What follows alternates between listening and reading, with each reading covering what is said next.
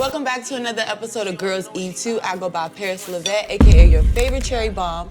And if you didn't know, Girls Eat Too is a mukbang inspired podcast, and we rate food 1 through 5, and we just talk shit. Okay?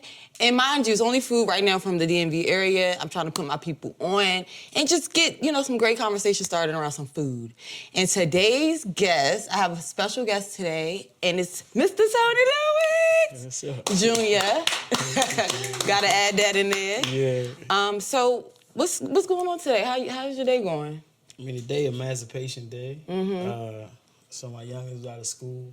I mean, but it's spring break, so they out all week. Got a couple home renovations going on. Got work going on. Right. But I'm here. I'm alive and free, so I ain't complaining. And what does that mean to you, Emancipation Day? Man, I think D.C. being the first place that slaves were emancipated, even before the rest of the country. You know what I'm saying? And I think it's significant in a sense that this has always been sort of somewhat of in the best way possible, I guess. A safe place for Black people. Right. You know what I'm saying? And I think that energy lives on in this city or in this area. We in some interesting times right now, I think. But all in all, comparative to other places in the country, man, I think as a Black person, DC is probably the best place you want to be. Okay. And we'll get into more things later. But for now, I just want to let y'all know what we're eating. We're eating Flame and Cone's Pizzeria. Tony told me one of his favorite foods was pizza and fried chicken. So we wanted to get some pizza. Yeah. And then on my show, I like to give the people a little chance to, introduce themselves and give a little background about them. So first, I want to ask you, what meal raised you growing up? Damn, that's a good question. Look, so, I'm going to go here because rest in peace to Chris Fields, man. So, look, I grew up in a household and in a family that was very street-oriented, right? Let's just put it that way. And so, early in my life, now, my grandmother and them, they cooked in the house, so I would say, like I mentioned, fried chicken, and, macaroni and cheese, green, stuff like that. But far as, we would go out a lot, and Chris Fields' spot was on Georgia Avenue. Like not far from the line, like in Silver Spring, though. And after 80 years of being open, it just closed in like January, late December. So I ain't get to try that. Yeah, but the stuffed shrimp with the seafood bits, anybody who, come from that world or grew up uptown, you familiar with Chris Fields, and they just closed.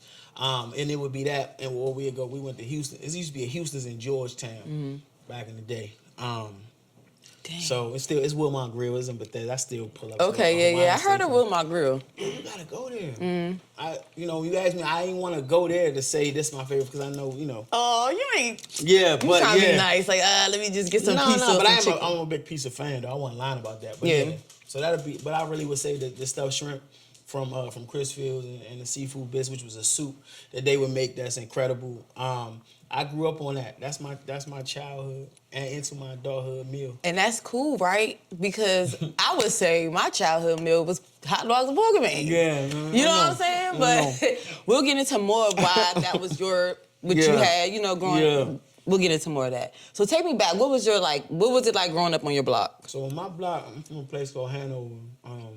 And for the people that don't know, in so DC, where's that at? That's in Northwest DC, right at the intersection of North Capitol and New York Avenue. Okay. So a lot of people come past New York Avenue, past McDonald's, or where Wendy's used to be, come past the McDonald's, and there's a liquor store called Big Ben.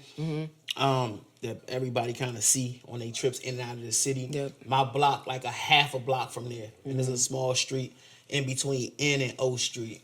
You know what I'm saying? So it's North Capitol at the south and First Street kind of blocks it in. It's like an alley, and my street was always been synonymous with sort of the underworld, but in terms of my inception, I was born in 1980. My street became sort of the epicenter of the cocaine trade in the District of Columbia.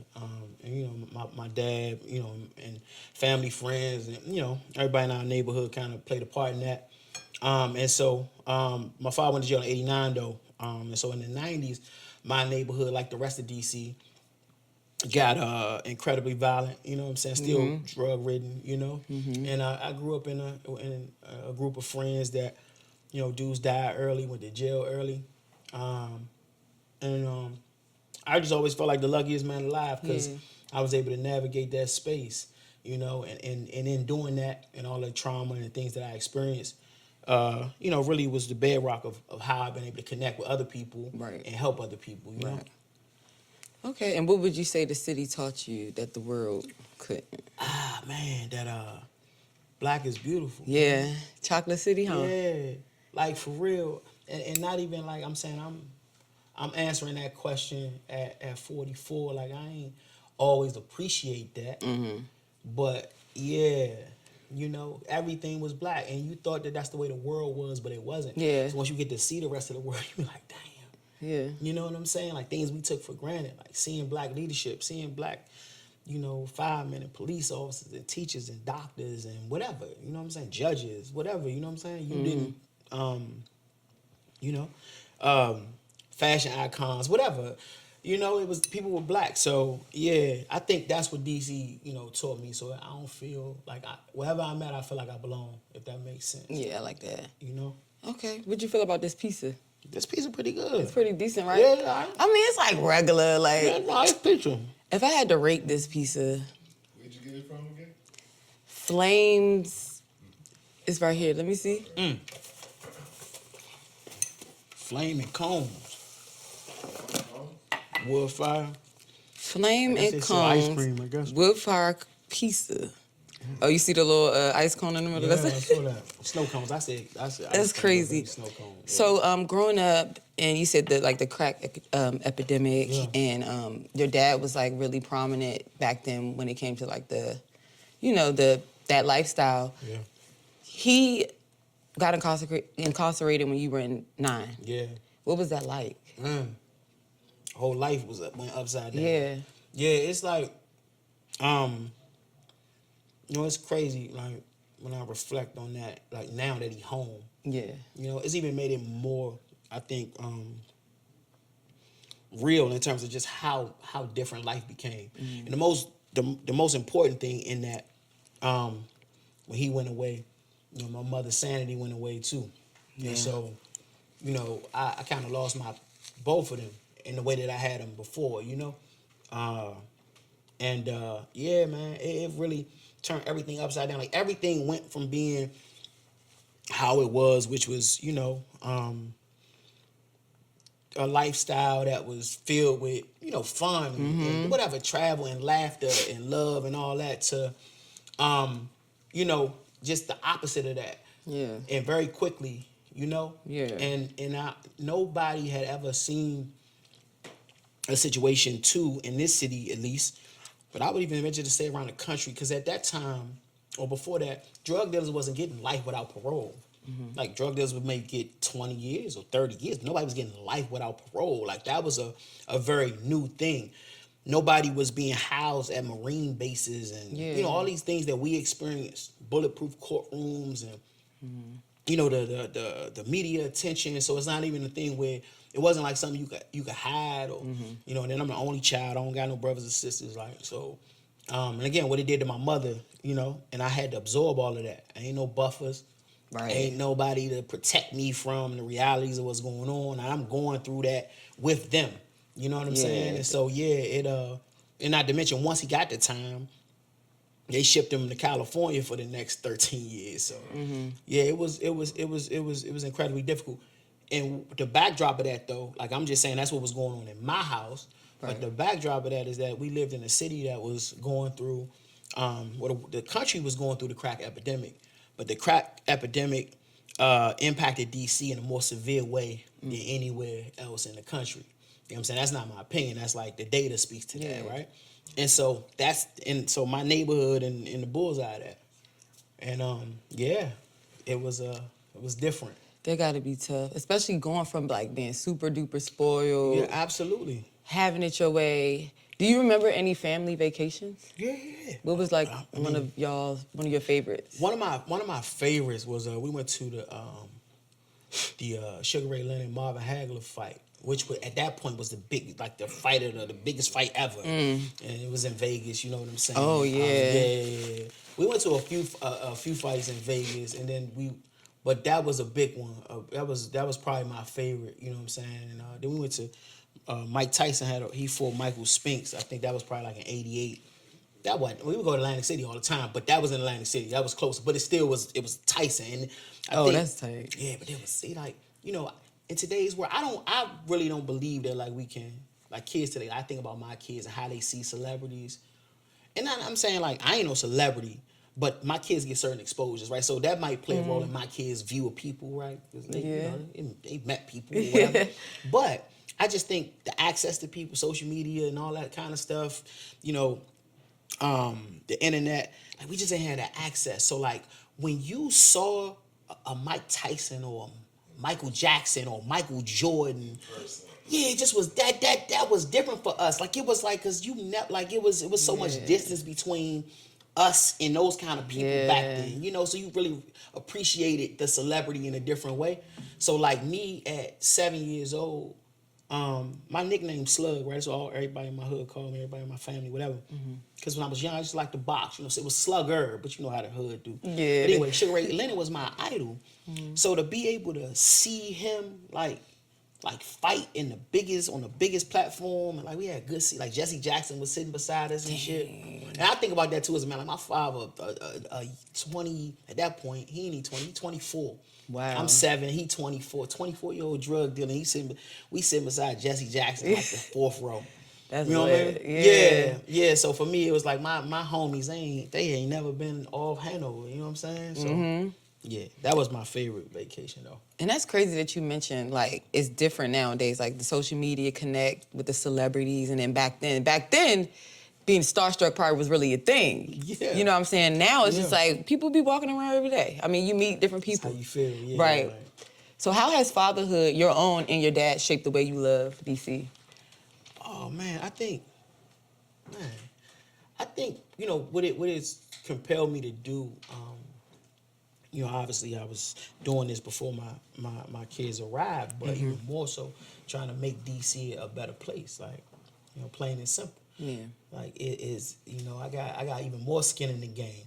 I want this place to be a place where they can grow and thrive and be safe, and you know what I'm saying, for real.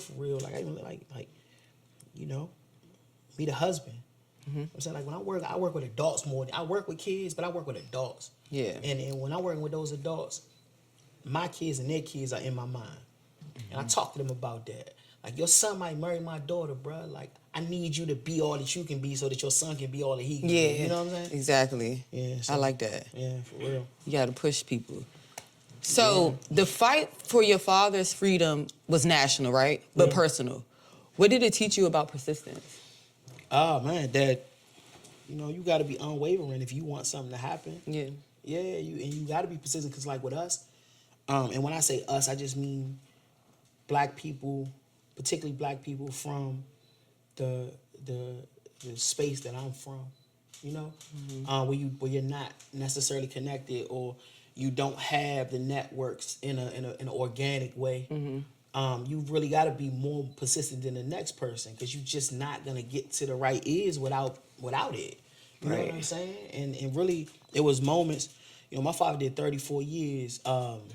The Free Tony Lewis movement maybe started in 2008, right, as a thing, and he came home in 2023, right? So if you think about that length of time and what it took, and how many no's, and how many people probably thought I was out of my mind, how many people said, man, just give it up, bro. I respect, that's your father and all that, but listen, that's probably not gonna happen. And as I ascended and started doing different things and getting in those rooms, and people would say, you might need to talk to, what I'm saying? I just got finished talking to, you know what I'm saying? But our situation just was very, very different. But we heard so many no's, but I just, I couldn't quit. So you got to be persistent in anything that you trying to accomplish, and everybody ain't gonna be there to pat you on your back. Right. And I do appreciate though my community and people all over the country that really like supported what I was trying to accomplish, and we got it done Was it times where like someone may have like rubbed you really wrong? all the time. All the time. How did you like handle that? It's had to, I think, my life had that's why we talk about like the hard times and things that people go through, but I always tell people like not even on no cliche type shit, but really like, hey, that's building something in you. So I was able to withstand that based on what I had already went through. Like, Yeah. You know what I'm saying? But certainly felt disrespected, disregarded, invisible, all of the things. And even in the criminal justice space, I really, and even in a lot of spaces that I've been, I really don't exist. And let me tell you what I mean by that. Okay. You really don't have somebody that's so street adjacent, that's articulate, that's educated, that's accomplished, but that ain't never been to prison, Right. but respected by people in prison and people that's been to prison, right? So what happens is in those rooms that I get in, a lot of times they used to having somebody that has that sort of connectivity, but they write them off because they feel like they got one over them because they ain't never been to prison and that person has. Right. You understand what I'm saying? So oftentimes I felt like people were intimidated by me, and so you couldn't. And because my fight for my father was one thing, but every day, I'm helping men and women that's coming home from prison. I'm interrupting violence. So I'm not. It's not just the story. My story is not just about me and my dad, right? Right. I really do this as a profession. I really do this. So you can't just extract my story, take it, and run with it. That's why people kind of I don't think, did all that they could do to help my father get home, because they felt like, oh, well, we can't really take credit, And here it is, this dude, his son really be helping other people too. I've helped so many other folks. So in my work, you know what I mean? So yeah, I got endless accounts of where I felt like certain situations should have went differently, but I also understand that my faith is always allowed me to really say, okay, this is what I'm supposed to be going through. I ain't really questioning it. Right. You know what I'm saying? Just kind of keep moving. Couldn't expend or put a lot of energy into that. Yeah. And just keep going. Yeah. So what's something from like old DC you wish you could bring back? It could be anything. Black people. You know what I'm saying? But I would say Cause I'm from Virginia. yeah, like it's I like to hear it. yeah, it's real hard to like. It's a ton of stuff, but let me say it. I say it this way. I really mean it though when I say black people, because this is what I mean. Whereas places like the Black Hole, the Metro Club, like spots we used to go see the Go. You got the Go Joan. Made me think about that. That's why I would. Certain restaurants like or like a Chris Fields or Horace and Dickey's, or certain churches or whatever. Everything here that I have an affinity for that's no longer here was something that catered to black people. And the reason that it's no longer here is because the black people that once supported it are no longer in the city. You understand what I'm saying? So it's definitely still black people in DC. DC is still a very black place, but it's not as black as it was, and it's not the same type of black people. It's not enough homegrown black people. You know what I'm saying? So yeah, but I also, with all that being said, I still, I love my city. I've been, like, I ain't never, I live on Hanover to this day. That's where I always been. Like, I love where I'm from. I love my city, and I love the new DC too.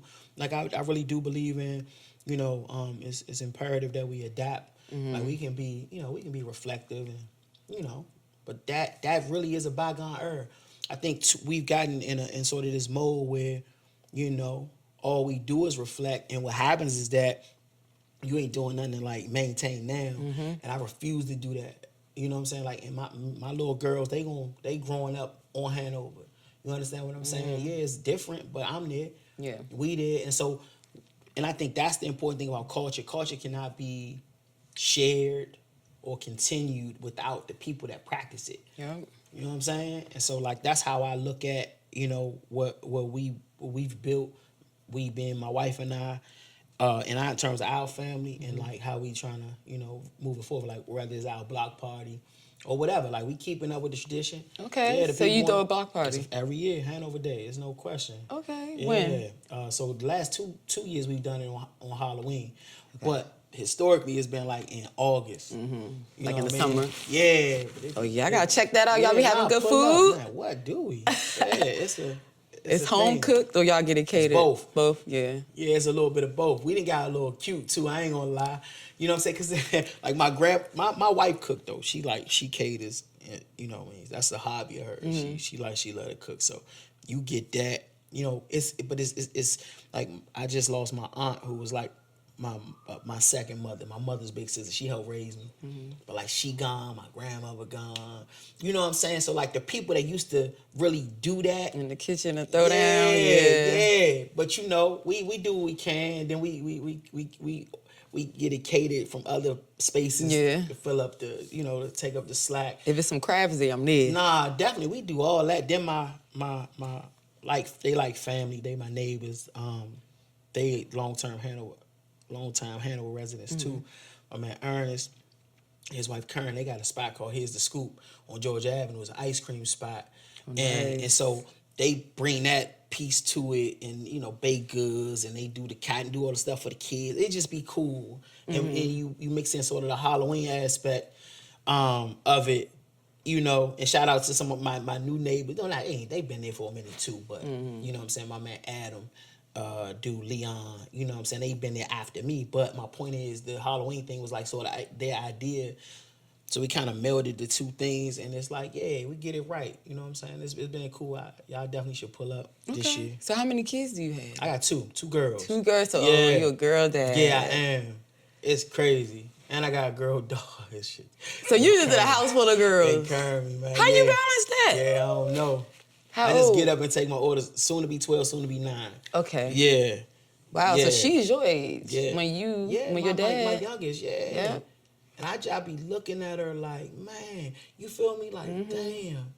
You know? You can bring back flashbacks. Man, like I was you when he went away. You know what I'm saying? It's cool though he there, so you know, it's just it's a lot of those type of dynamics, and you know, I appreciate you even saying that, because it's like I think what happens is that people are very surface level, and like, you know, I think people are, you know, and it's natural. I think you see the now, so it you know, you don't really look past the right now, but like, yeah, like I was that. I be looking at her like, damn, and then I be thinking like, damn, what if I went away?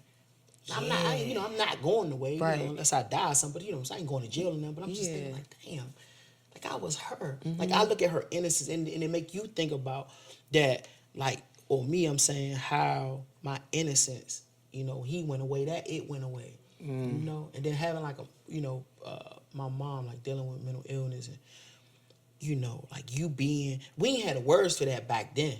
Yeah. Yeah, it wasn't schizophrenia or depression. Right. It wasn't none of that. You know, it was like she lunching, she crazy, she Yeah. need to go to the church, you know, whatever. Yeah. It was that. Right. So you ain't had it wasn't no support around that. And I remember like being a youngin', like, you know, it's your mother. Everybody know their mother. And I ain't know what it was, but I knew my mother was different. And it happened after. Yeah. I think looking back, I really think some of it was dead prior. That just exacerbated that. It was no longer hidden. Let me say it that way. Yeah, you don't just that didn't do it. But I think it triggered it. It went where it was no longer like it wasn't contained. You know what I'm saying? And it went bad. You feel me? And again, not like you living like that's your mother, like and she going through that, and it's every day. You know what I'm saying? Like in 90, 91, 92, ain't nobody. She had to go over St. E for, you know, different points. And I remember, like, I write about that in my book too, like the difference in going to visit my father in prison versus going to visit my mother at St. Elizabeth. And St. Elizabeth is a mental health hospital Yep. here in the District of Columbia for people who may not know. And so just how I would feel like at least my father could protect himself or whatever. I did, it was stressful and traumatic that he was in prison, but like a boy want to protect his mother. And you going there, they used to have you on the ward. it was just different. Like it's hard to explain, but like people are just out. You know what I'm saying? Like people talking to, they say like all of that, and you like, damn, my mother gotta stay here, and you still a youngin' though. You know what I'm saying? What age were you when she went? Well, I probably was 12 the first time she went over there. But she went over there, throughout my life, and she went over there, different times. But probably the first time, probably was like 12 or 13. You know what I mean? So I'm going through puberty, coming into my own as a young boy or whatever. You know what I'm saying? And I was always a kind of kid that was around older people. And I guess I was mature for my age, but I wasn't mature enough for that. Yeah. To make sense of that. But then I had my grandmother. But I'm trying to like, me and her going through this together. She ain't leaning on me like for leadership, but we are kind of in this together type thing. And that really bonded us though. She was certainly my angel on earth for real. Really though? Like on everything. You know what I'm saying? Like she was the one, and me and her had a very unique relationship, you know what I'm saying? Even prior to that, but that really deepened, our bond, and we really needed each other. And my aunt too that passed, that's how, I call her my second mother, because they kind of rallied around me, you know what I'm saying? Okay, you mentioned your book. What is your book titled again? Oh, it's called Slugg. And tell the people what it's about a little bit. So for me, it's a memoir. So it's about my life up until I'm 31. 30, yeah. Oh, that's 30, that's my 30, age. yeah, 31, 32. It ends at the birth of my oldest daughter, basically. But it to me is the most comprehensive look at mass incarceration, because it shows like its far-reaching impacts. So it goes beyond just my dad, who's the person incarcerated, to like what it, sort of some of the stuff that I'm talking about, the deep implications, and really holding a mirror up to America for it to kind of look at itself and its policies, and what its policy, especially the war on drugs, did to families like mine all across the country. You know what I'm saying? Right. Yeah, and some of my recommendations on what needs to happen to help repair some of that. Okay. Yeah, so check it out, Slugg, A Boy's Life in the Age of Mass Incarceration. And where can people find that? Yeah, Amazon or Apple. You ain't bring me one? I did not. I'm getting some renovation in my house. I got you, though. Okay, cool. I got you. I got to get a signed copy. All right, so I'm going to say a couple things, and I want you to just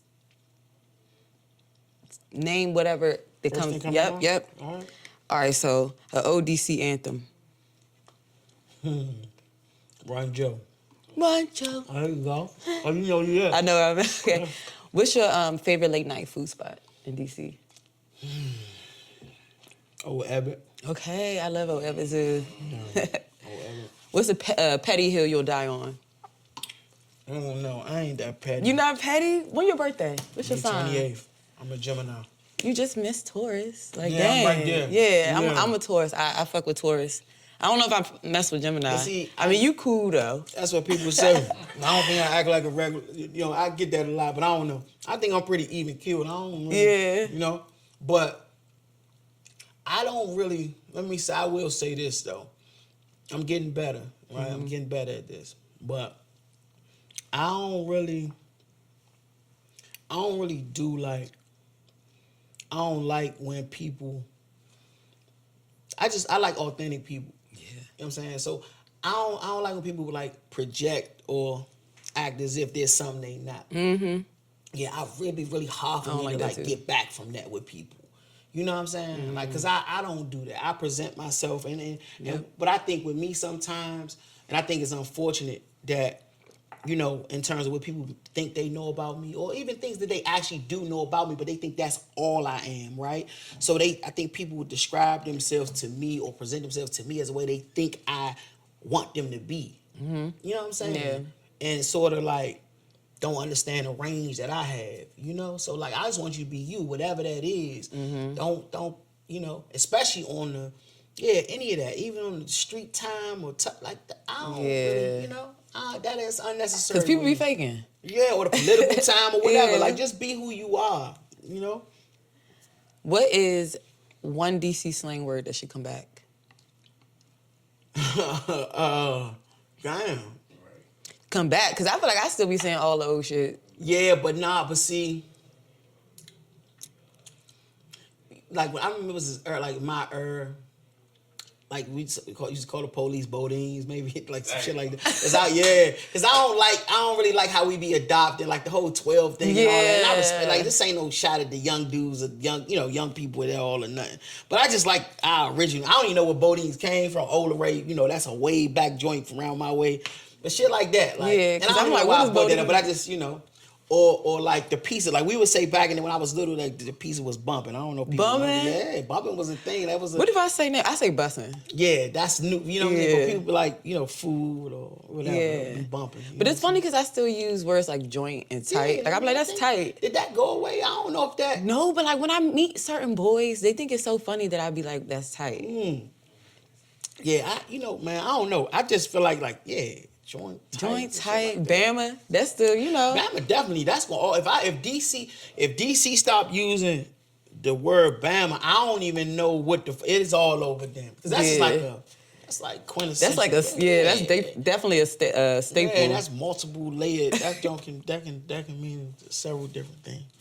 What's some food you fight somebody over? Grandma food. Definitely grandma food. My wife's food though. Real shit. Dang, that's funny because I was definitely looking for a chef to slide through today. My wife can go. She be cooking. What's your favorite dish from her? So she do like this like Cajun seafood pasta. That probably is my favorite thing she cooked. But man, she do a lot of different things. That's probably my favorite thing. That's why I can't lose no weight. No, a woman that keeps her man fed, okay? Yeah. I heard that's the best way to go. Yeah, she can cook. She be busy, though. She don't cook as much as she used to. Okay. She got her, big job. She a boss. She don't cook as much, but yeah, she still be getting to it. And this is funny. Do I cook? I was about to say, I can cook. I'm trying to, like Summer said the other day, I'm trying to get out of the I don't know how to cook or I can't cook, because that's not the case. I just don't cook. Don't. Yeah. I just don't. Like, I don't know. Yeah, but I be trying not to press, like I said, honestly though, like, she didn't, she's always, been a career woman, but she in her zone right now, and she ain't got her role right now. That shit be demanding, so I don't be on her back like when she tired, because I be respecting. I don't cook. I can't cook. I don't cook. You know what I'm saying? We definitely be spending too much money ordering out. Yeah. But yeah. Okay, so who would be at your dream DC cookout table? Like, man. Who would you put at your? It's like your cookout Mount Top Rushmore. 5 dead or alive. Yep. Is dead people too or no? It's alive. Let's do a live. How we doing a live? Let's do a live. Yeah. Oh man. I mean, it's crazy because I'm about to say it's like, hey, like that ain't a table that we can, have. I think that's a cool thing to be able to say. But I'm gonna go Big G. Okay. All right, if we're gonna do it, then I'm gonna go Big G. I'm gonna do Jaden Daniels just because I ain't never met him, and I'm a big Commanders fan, so we gonna go Jaden Daniels. All right, we gonna because Jaden there, we're gonna talk about this new stadium, so we're gonna do Mayor Bowser. We're gonna go. I'm gonna go my man Smooth. That's just my dog, my man Eric Weaver. And then last, that's just crazy because it's so. Oh, you didn't say 5, I did. But we gotta go. My sister Angel for sure. And shout out to the Spice Suite. If everybody, you've been to the Spice Suite before? You got to get past the Spice Suite. It's where her whole thing called Black and Forth. But the Spice Suite is sort of like the anchor of the strip mall. But then she got girls going. She got hairdresser. They got a nail joint. Tight. She just about to open up the new coffee shop. It's on 22nd and Channing in Northeast. So Angel, my man Silas, Kenya McDuffie. Yeah, I'm gonna stop because that group we probably will really talk about a lot that be going on in the city and try to come up with some some plans. That'll to be a help good us podcast table Yeah, right there. That's a fact. That'll be a good one. Nah, for real. So you mentioned the Scans. That's your team. Yeah, it's no So question. you Born and raised. you got the Change Makers Award, right? From them in Yeah, 2023. What was that yeah. like? What was that about? That was crazy. That was a real honor. Like I've been honored, but that was cool because because of I'm a big fan and it was unexpected. Yeah. And they sent us to the Super Bowl, so Yeah. that was cool, man. That really was cool. And then what was even to this year, the person that won it was also somebody that worked in the reentry space.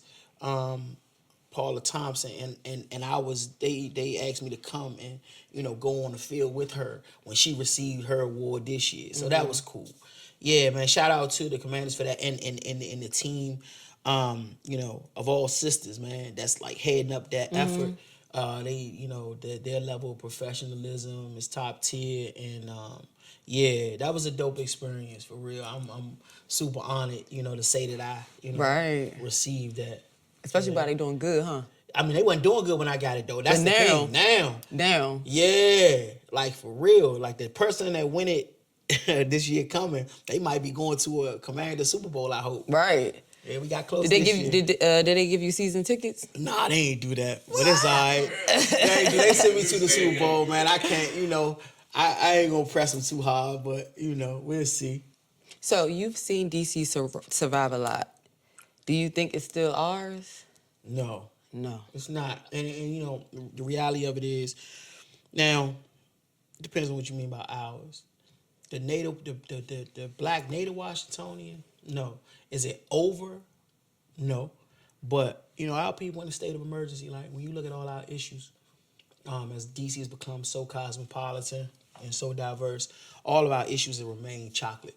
Mm-hmm. And not just chocolate in a general sense, but more specifically, black people from here.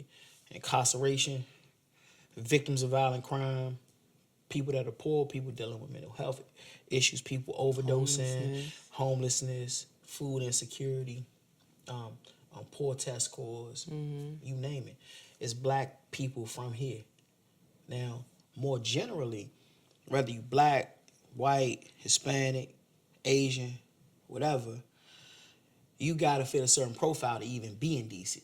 You know what I'm saying? Mm-hmm. Highly educated, or highly skilled, or a combination of both. A part of certain networks, whatever. Mm-hmm. So for people that's not from DC, and I even in the DMV thing, right? I think what goes sort of like unseen is like when you born though in DC. And you know what I'm saying, especially under 45 or under 50, it's literally a state of emergency. And you know what I'm saying, even people that don't necessarily, that's from Maryland or Virginia, in the DMV that don't necessarily maybe not be rich or affluent, but like you got a job. You know what I'm saying? Like the dude, like when I look at my homies, like the people I grew up with, you know what I'm saying? I'm like the only person that ain't been to jail like that. And so that's what poverty does. Poverty puts you in a situation where it's still about choices and all that, but sometimes in impoverished communities, the choices ain't good and bad, it's bad and worse. Yeah. You know what I'm saying? And it's just like, and you don't have no models. You don't see nothing. And that's one of the things, even for me and all that I've accomplished, I'm still, like, I never, like, men ain't work. Yeah. Well, I ain't know no man that had no job. Men didn't work. Mm-hmm. Like, I never even aspired to, like, be anything. Not anything. I knew I wanted to be respected. Mm-hmm. I always, and even since a little boy, I always sort of been that in my hood. Like, always been a leader. And yeah, I'm Tony Lewis Jump, Lil Tony. You know what I'm saying? But I never aspired to be nothing other than what I saw.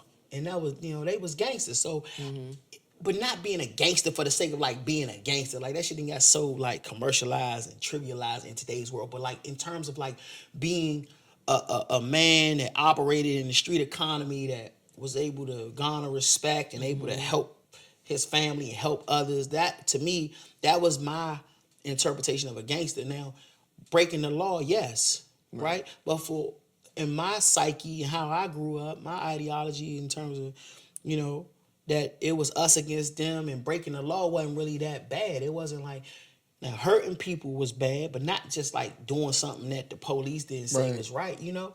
So I say all that to say, you know, it's just like DC is, but that's why I try to be so transparent in how I live my life and why I still live on my block. Everything I want people to say, damn, he from right where we from, and look what he doing. I can do that too.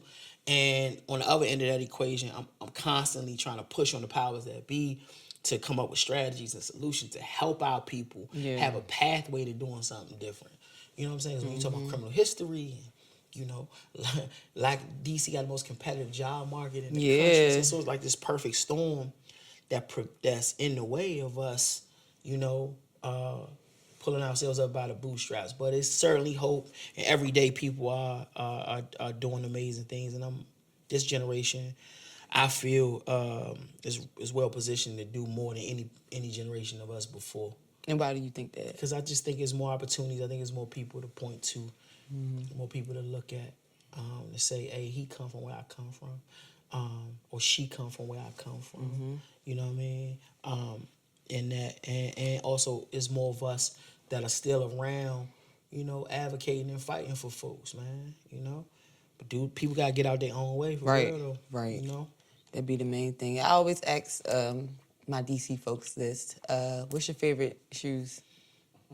I'm gonna go. Cause I you mean, know, I'm a phone positive person. Of course, New Balance that go without saying, and Jordan 1, Jordan 3. yeah, I love threes and fours. And the fours. Yeah, I like the fours too. But that's probably, but them probably my favorite jumps. I like pennies too. But anyway, I could go forever on the shoe thing. But then, cause I ain't so, I mean, I still, but I ain't getting in the white line or nothing. Yeah. You know what I'm saying? But like when we was coming up, I hate saying that. When we was coming up. No, that's funny I because never thought I'd be saying that though. Maybe when we was coming up. Because Yeah. I did want to ask you about like the difference between nightlife back then and then nightlife now. Yeah, I don't get to go out that much no more, like I used to. But I had a run. I had a long. I had a run. You had to laugh after that run. I had a run, and not only did we have a run, but I'm gonna say this. I'm gonna take some credit for this. See, the dudes from DC your age, they accepted in the club. So we come out to go. Most time when I was before, we wasn't even going to like the regular clubs. That was for like out of towners or like square dudes. We didn't go to the regular club. I was part of this first wave to like really start, like I'm talking about real DC dudes going into the regular club. Like Love and Dream and the Saint, and then when Park came about and all of that, it wasn't, people be forgetting, they don't even understand. They would have like, you know how, you ever heard like the slave codes? I'm trying to make connection with slavery. But like, you had to have your pass, and it was things that you had, like I'm saying, but they would say no phone positive, no Nike boots, all these dress code, that dress code stuff and all that in DC clubs, it really was, that was for the DC guy. That was to keep the DC guy out. Like, no, if they didn't play no go-go in the clubs, like none of that. Matter of fact, I'm really the person that started getting the DJs to play, like at this time it's only like Tabby and Wale that had a record that, I'm talking about on a rap tip, that a DJ could actually have to play in a club. Yeah, I used to be in the club like tapping them niggas on their shoulder like, hey, like put something on. Cause you know, I travel, you go places and you know, we got no respect on that level. It was me, like real talking. I mean, any of the rap dudes in that group will tell you, yeah, that's why people used to think I wasn't never in no music, nothing. But I was on DC time hard on that level because I was out all the time. I'm like, damn, they don't even act like we around. Yeah. But anyway, I started in building relationships and, you know, of course, we spending money, and shout out to my cousin Rod and my man PT, Jason, like our little crew. But we started making like, oh, all the DC dudes ain't that bad. You know what I'm saying? And started making it easier for other dudes and to be able to you know, come into the club scene. But you talking about Love or Dream is nothing ever been like it in the country, period. I don't care what nobody says. Yeah. And then you think about Park, right? not to go off on this tangent, but if you think about Park, what club you know anywhere in America been open 20 years? Just think about that. That's still, that if you go there tomorrow or on Friday or Saturday, it's still crowded. 20 years, Park a was nightclub? open for 20 years. Yes. Oh. Yes. It's nothing like it. Mark Bonds is nothing like it. People, Mark can be, you know, what some people may consider an asshole and this and that. Mark is, every person that ever opened a club or a lounge or a restaurant since 1998 has been trying to replicate Mark. But he for real. In that world, he an icon. You know what I'm saying? He people get rubbed the wrong way, but he an icon. What he's done has been, and I think that's something that DC don't do enough. We don't really celebrate. Like if we don't like you, right? We don't. You know what I'm saying? Yeah. You can't take nothing away from. Love a Dream on a Friday. Yeah, my sister used to tell me. Like it really was like. It was like that? Like it really was like something else. But even before that, you had like Platinum, DC Live, Ritz. She used to tell me about Palladium like too. that. Something called Palladium. My man KJ, that's like my brother. He used to do that. You know what I'm saying? The Palladium joint. But I still like them type of spots. I still was too street for them.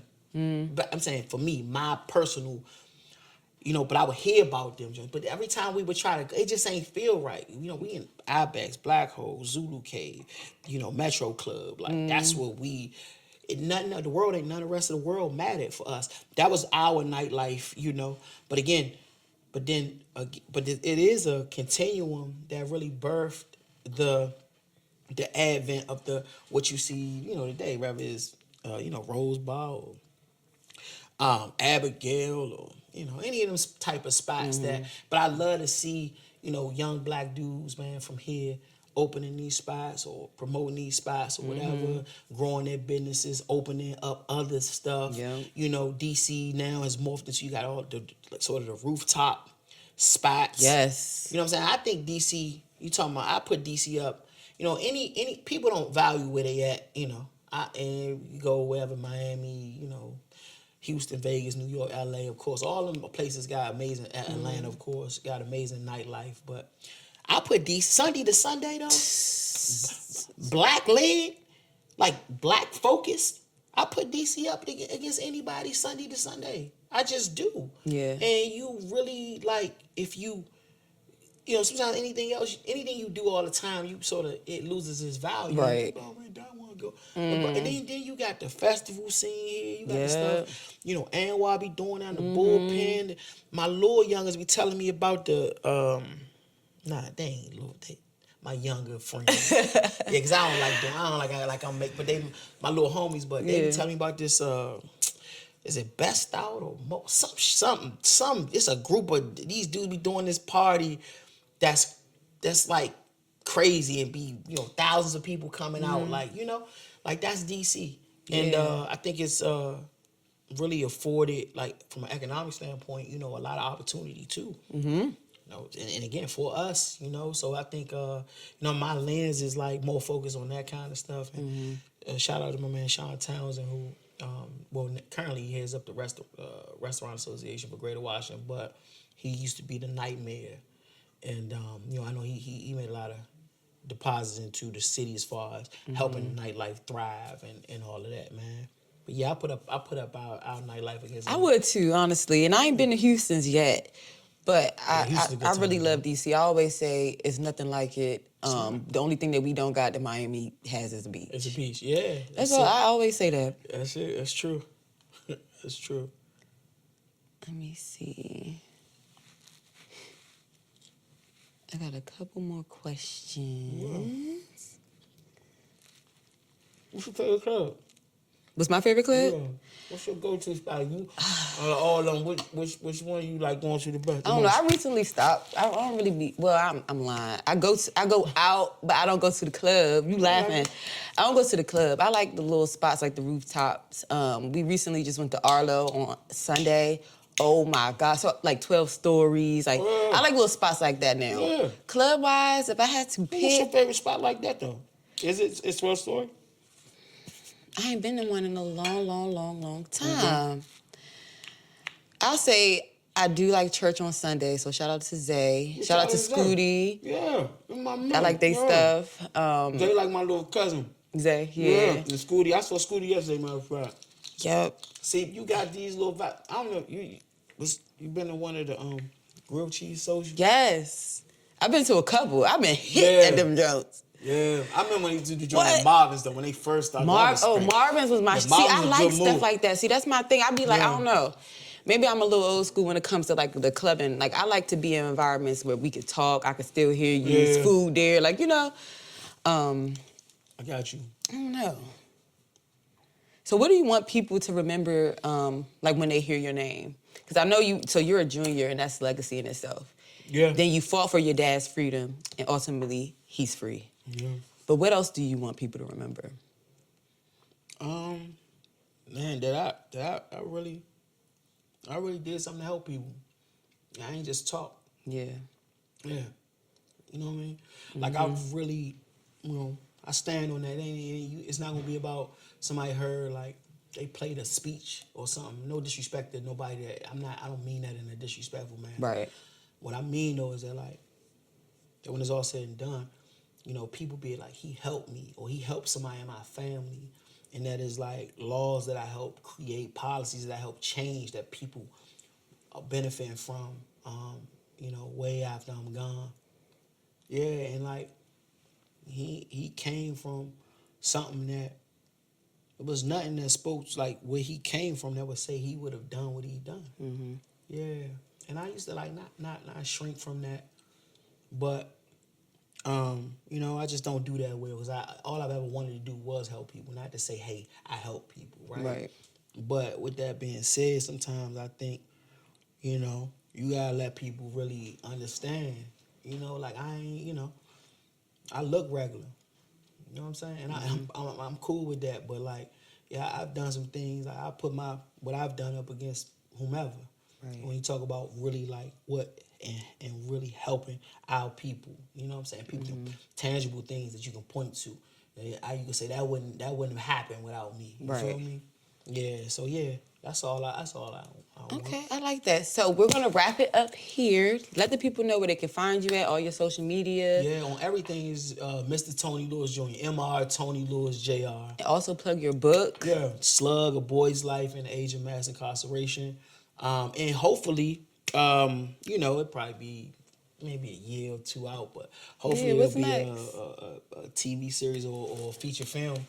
I see that, I see, if anybody familiar with that film, The Godfather, I see my life as like The Godfather gone the right way. Like he wanted Michael, his son, to take the family legit, right? I see there's so many parallels between things, the Corleone family and my family. Right. But I actually took my family legit. That would be tight. Yeah, but I don't know if the world want to see, No, I do. Black people doing the right thing, but I look to make that happen. Though. Yeah, I think it'll be dope, and it still got all the sex, drugs, and rock and roll mixed in. It would be dope. But it's a positive. You know what I'm saying? I was cracking up because I was watching your Breakfast Club interview and just was like how you not become Tariq St. Patrick? Yeah, like how you that's real though. It is real. Like you really lived that shit. We kind of went over that joke, but that's a real. Yeah. How did you not though? I'm about to ask you that question now. Read Slugg. Yeah. Yeah, I don't. I mean, for real, I don't know, but it's a multitude of things. You know what I'm saying? Mm-hmm. But I think like that shit wasn't easy.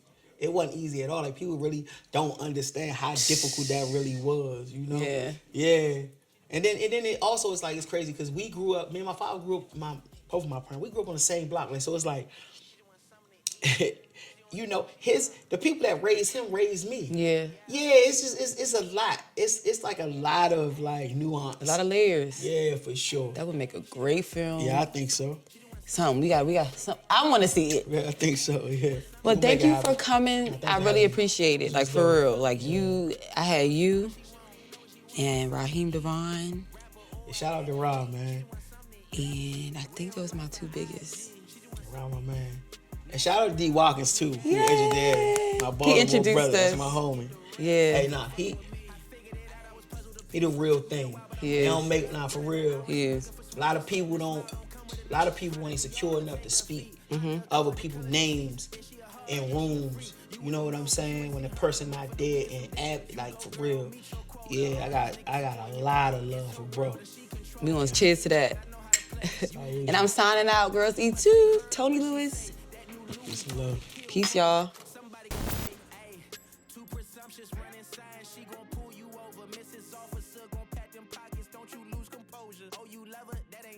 She on flights,